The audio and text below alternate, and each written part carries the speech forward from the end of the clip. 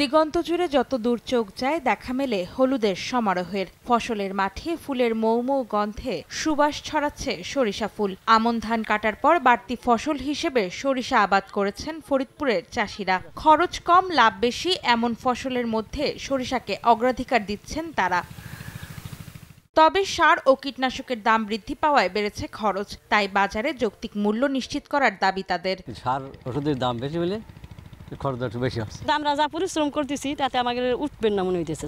আমাদের নিজস্ব জমি পাকাল থাকলে ক্ষতি হয়, কি করবো, আমাকে দায়টাই আমাদের লাগাইতো। সরকার যদি আমাকে একটু সারের দামটা কমাই দিত তাহলে আমরা আর একটু লাভবান হতে পারতাম। কৃষি বিভাগ বলছে ভোজ্য তেলের চাহিদা পূরণে সরিষা আবাদে কৃষকদের আগ্রহী করতে উন্নত জাতের বীজ ও সার দেয়া হয়েছে প্রণোদনা হিসেবে। লক্ষ্যমাত্রা অর্জনে কৃষকদেরকে নিয়মিত পরামর্শ, চাষিদেরকে আমাদের যে গ্রুপ মিটিং সেই গ্রুপ মিটিং করা হচ্ছে এবং পাশাপাশি এই উৎপাদনের ধারাকে অব্যাহত রাখার জন্য সরকার এবছর প্রণোদনার আওতায় প্রায় ফরিদপুরে 12,000 কৃষককে 1 বিঘা জমির জন্য সার এবং বীজ সরবরাহ করেছেন। চলতি বছর ফরিদপুরে সরিষা উৎপাদনে লক্ষ্যমাত্রা ধরা হয়েছে 20,800 মেট্রিক টন, যার বাজার মূল্য প্রায় 180 কোটি টাকা।